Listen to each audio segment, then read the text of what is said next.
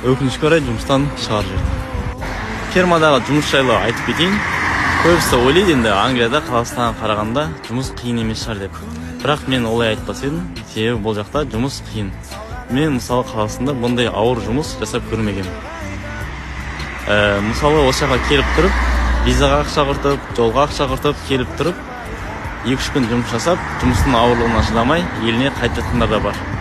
Егер де сіздің қолыңыз, аяғыңыз, беліңіз, грыжа сияқты басқа да денсаулық мазалайтын болса, мұнда келуге кеңес бермеймін. Себебі сіз бұл жақта ойдағыдай жұмыс жасай алмайсыз. Енді ойлауыңыз мүмкін, Қазақстанда жасап жүрмін ғой, бұл жақта да 6 ай шыдаймын деген сияқты. Алайда бұл жақта күнделікті план бар, норма бар, сол норманы орындай алмаған жағдайда сізді өздері жұмыстан шығарып жібереді. Мысалы, 1 ай бұрын бізде 4 азаматты жұмыстан шығарып жіберді. Себебі олар күн сайынғы норманы орындай алмай жүрген. Олар және де новичок емес, істеп жатқандарына 3 ай болған, 4 ай болған, ал біреусінің істеп жатқанына 5 ай бір апта болған. Яғни кетуіне небәрі 3 апта қалған уақытта оны жұмыстан шығарып жіберді. Сондықтан да келетін болсаңыздар, асықпай ойланып, ауыратын жерлеріңіз болса емделіп келіңіздер. Себебі бұл жақта медицина өте қымбат.